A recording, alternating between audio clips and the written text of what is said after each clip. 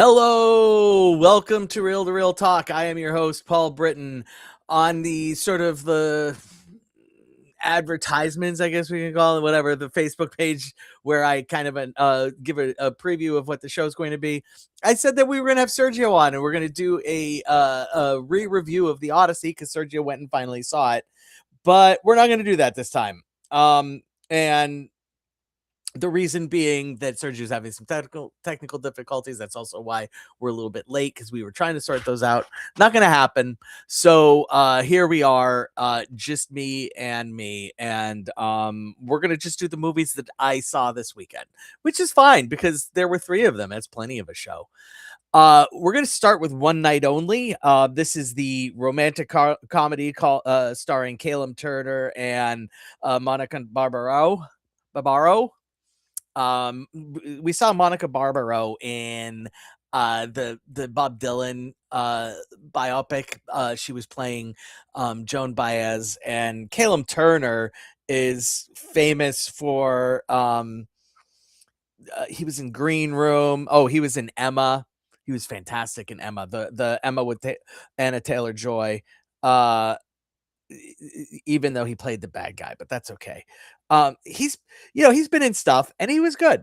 He's been good, and now he's in a high concept romantic comedy, which apparently the only way you can get romantic comedies made anymore is by making them high concept. And so Palm Springs was a high concept romantic comedy where it was like, what if we did Groundhog's Day, but is a romantic comedy? And this one comes to us from the guy who directed, among other things, 2 movies that I really, really like. Easy A and okay, Anyone But You is maybe not something that I really, really like, but I like him. They were good. And the high concept here on One Night Only is that the United States has passed a law which makes premarital sex illegal, and except for one night a year, they open it up. Everybody's allowed to have premarital sex, and the way that they litigate this is everybody is implanted with a bio tracker, which indicates when they are, um, you know, and if their bio tracker is in close proximity to somebody else who is, then they get thrown in jail. They're breaking the law. And so the high concept here sucks. I'm just gonna be honest. It's just a terrible high concept. There's just it's like we're living in a fascist country right now. We don't need a reminder that, hey, it could be worse. And there's just so many things about this law that are impossible to get past. Like it wouldn't last 2 seconds, let alone this is year 3 of the law. So the hurdle to really, really, really liking this movie is huge. They do a good job of casting 2 people that might get you past this hurdle. Monica Barbaro is just unbelievable. Just an unbelievable actress, and just one of the most attractive people on the planet. And Caleb Turner is just magnetically attractive. And the funny thing about this movie, so there are lots of funny things about this movie, but like one of the funniest parts about this movie is it is super self-aware of being a romantic comedy, and uh and just leans into it heavily, and that's a lot of fun. It takes place in New York, and it uses New York better than any movie has used used New York City since the well, forever. Like, just, I you know when Harry Met Sally level good use of New York City. And uh, and there are genuinely funny moments. Barbaro plays a singer who's afraid to sing in front of people, so she just ends up doing like cheesy to what are they called, commercial tunes for like medications and stuff. And like throughout the movie, like you just see random and hear random medication songs that she's done, and it's kind of funny. Well, it's not kind of, it's very funny, and it's very endearing. And there's so much that works in this movie, but the one really big huge thing that doesn't work at all is the premise. And it's so frustrating and sad and almost infuriating to the point at some points that it's like and there are mentions of there being people who are repeal the law people and people who don't like it, but everybody seems just totally cool being going along with it because I, it, ultimately the high concept premise kills this movie. um if yeah, okay, so here at Real Talk, we do tacos instead of stars, and if we feel like something deserves a little bit extra, we will add guac instead of saying, oh well, it's a half a taco like you would a half a star, because nobody eats a half a fucking taco. So this movie, without the stupid high concept, is a 3 taco plus guac movie. Like, you do anything else and just have her be a person who sings bad songs and him be the songwriter of the bad songs. And she gives him shit for writing bad songs, and he gives her shit for singing his bad songs, and then ultimately they fall in love. Like, that's a 3 taco plus guac movie. Easily. Easily. He owns a pizza shop. So you make him the owner of a pizza shop, and her she opens up, like a vegan sandwich shop next door. And that's that, and they battle it out, and then they fall in love. And that's a 3 taco plus guac movie. And look, I have said so many times, it's sickening that I am not here to litigate stories of movies, and so therefore I literally have to rate this movie based off of what it is. And I'm giving it, this is a 2 taco plus, it's losing a whole taco. Honestly, it should lose the guac also, but these two people are so ridiculously beautiful that I'm just 100% into it. I really, there were huge parts of this movie that I really genuinely liked. And so it's impossible for me to knock it for below 2 tacos plus guac. But it's like, because of the concept, I'm never gonna want to see it again. So 2 tacos plus guac totally works. The next movie I'm covering is The Last House on Netflix. And this one is brought to us also again by people who have made movies that I really like. Okay. And it's written by the guy who wrote Love and Monsters, which was a 2020, so it was a COVID era online release, which was just fan freaking tastic. And then The Invention of Lying, who he wrote with Ricky Gervais, which I freaking love, and is directed by the director of The Transporter, which, good movie. Also, Now You See Me, good movie. But unfortunately, he also directed Fast X, which is a terrible movie, and The Incredible Hulk, the Ed Norton one, which is only an okay movie. So, two people who know what they're doing, starring Greta Lee and Wagner Moura. And the concept here is that it starts, they live in Seattle. It starts to rain, big shock. But once it starts to rain, they're not able to exit their house. They can't open the doors, they can't open the windows. They try to break the windows. The rain seals the windows up. There's nothing they can do. And they are trapped in their house, and everybody who is inside is trapped inside. And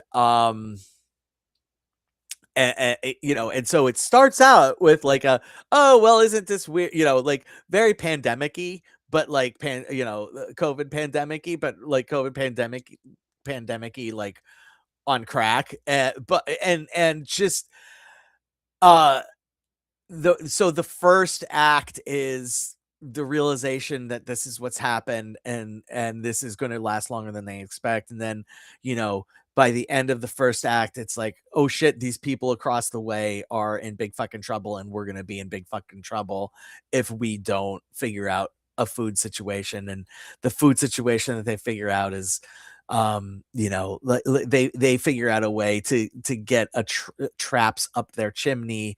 And by getting traps up their chimney, they are able to lure animals. And it's tough, it's rough, and it's rough. Like, there are lots of rough things that go on in this movie.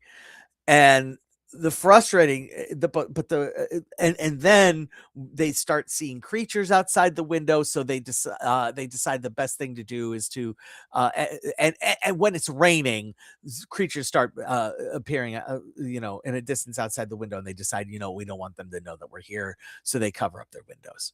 um and then at the end of act 1, they fast forward 5 years. And and you know, so they swap out the actors for their kids. You know, they're 5 years older kids. And um you know, we see that they've kind of fallen into a routine, and their house is just basically become like an indoor garden, and which is, you know, again, fine. And but the monsters have, the people, the creatures living outside have become a much bigger problem, as well as the fact that, um you know, the monsters start escalating things, and so now they have to figure out a way out. and and then the third act is resolving that. And I just don't know what this movie's trying to do. I don't like the why is the house watertight? Like, why? And then we kind of find out why, kind of, and it's completely unsatisfying and weird. Like, it just it's weird. Um, and you know, the movie opens. So this isn't a spoiler in any way, but the movie opens with a quote from Arthur C. Clarke, who says, "I don't understand why they call it Earth when it's mostly ocean." And it's like, okay, so that, you know, that gives you a hint about, you know, why it's raining and where the monsters are coming from. But it's just like, so the and then it just, it doesn't, it's not convincing. And it just feels super shoehorned. It feels like this would have been a really fascinating 30-minute short film, and they really just needed to wrap it up after 30 minutes. And instead they decided to lengthen it out to a feature length, and there's just not enough there to make it a full length situation. And the the resolution just feels unsatisfying, and it's a two taco movie. It does not get guac. It's just, I feel bad. The actors are phenomenal. It's obvious that somebody read a script and said, "Yeah, we could really, really do something good with this," and they didn't. They did something okay with it, and they had a idea, and it didn't work, and that's okay. This week on I Can't See Everything, is Lee Cronin's The Mummy, now streaming on HBO Max. This is a movie that came out in like February-ish, and it was a horror movie, and I wasn't able to go see it just because it's just, it didn't, it wasn't a movie that struck me as something I would super enjoy. Um, for starters, I get it. You can't call your movie The Mummy for for obvious, title infringement reasons, and you call it anything else. Like, there's no reason that this movie needed to be called The Mummy. Like, none whatsoever. So the idea here is that a a family living in an American family living in Cairo, because the dad is a news reporter, is a reporter. He's on assignment, long-term assignment, like the Middle East, the Egypt correspondent or type of thing. Um, uh, and their young daughter, 8 years old, is kidnapped, and they don't hear from they lose her. And then fast forward, yeah, a lot of fast forwarding in this episode. Fast forward 8 years, yeah, fast forward 8 years, might have been 10. Doesn't matter. And they get a call from the embassy in Egypt, and they say they found their daughter. They go pick her up, and she's like catatonic and really fucked up. And the way they found her was there was a giant onyx sarcophagus that was being transported in an airplane, and something happened where the airplane crashed, and she was found outside of the sarcophagus, but like wrapped up. She was found. They just accept her into the house, and she is obviously a mummy, and bad things happen. She is an evil spirit. I love exorcism movies, like I love demonic possession movies. This is a demonic possession movie, and so you would think it's right up my alley. And I really wanted this movie to be right up my alley, but I I ultimately just, like, I shouldn't have questions, like I shouldn't watch these kind of movies, the demonic possession movies, and have questions, but I have so many questions, not the least of which was, why was the tomb being transported? And there's so many other things that come up, and there are some genuinely good scares. There are some things that really, really work in this movie, and then there's some things that just don't work at all. And ultimately, it's a two taco plus guac movie for me. I absolutely watch it if you think that there's any chance that you'll enjoy it. It is not a mummy movie. It is 100%, just a demon possession movie. And like, we don't know who Cronin is. I spelled that wrong. Damn it. We don't know who Lee Cronin is, and so we don't need his name in the title. So just call it, Egyptian possession or something like that. Whatever. Like, it's ridiculous. The title's ridiculous. So, uh, look, that's where we landed. Real to Real Talk. I was your host, Paul Britton. We're hoping to get Sergio back next week, assuming he figures out his technical issues. But we'll know, we'll know. And if he does, then we'll get to do a look back on the Odyssey. If he doesn't,